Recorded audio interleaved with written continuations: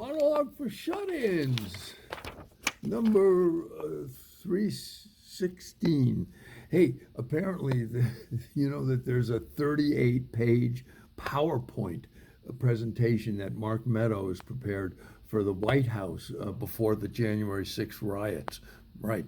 Um, 30, uh, 38 pages. Imagine you finally decide to overthrow the government of the United States of America for the first time in its history, and then no one can stay awake to hear the plan.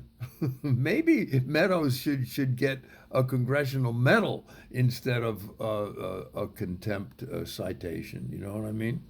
Hey, Elon Musk is the Time magazine's Person of the Year this year.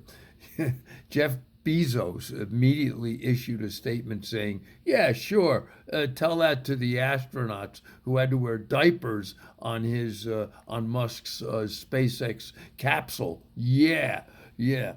A statue of Frank Sinatra was unveiled in Hoboken, New Jersey over the weekend, and Joe Piscopo was in attendance for the event. But despite Joe's efforts, the statue of Sinatra didn't forgive him either.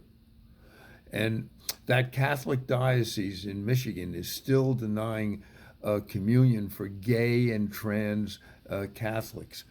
Wait a second. Isn't the priest communion part of the celebration of a Catholic Mass? I mean, come on, this could change everything.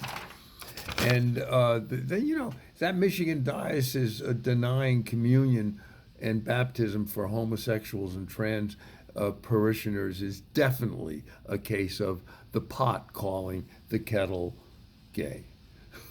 Three of the Real Housewives of Beverly Hills have tested positive for COVID, and consequently, the production of the Bravo series had to be shut down.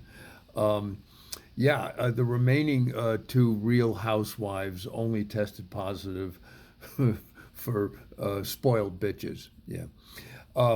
And the state of Florida is going to start feeding manatees there because of the shortage of the natural food supplies for the huge waterway mammals. But there still is no word on how much food Florida plans to set aside for Rosie O'Donnell. Did you know that the scientists can now grow meat in a lab? Yeah, through a system of stem cells and 3D imaging. But the real question is, if Catholics eat it on Friday, is it a sin? And by the way, today is the anniversary of, do you remember that Iraqi journalist who threw his shoes at President Bush? Yeah, the Secret Service, of course, didn't even make an arrest in the incident. They thought it was just W's wife, Laura, again reacting to W's offer of marital sex. Good days and bad days, baby. Monologue for Shut-Ins, number 316.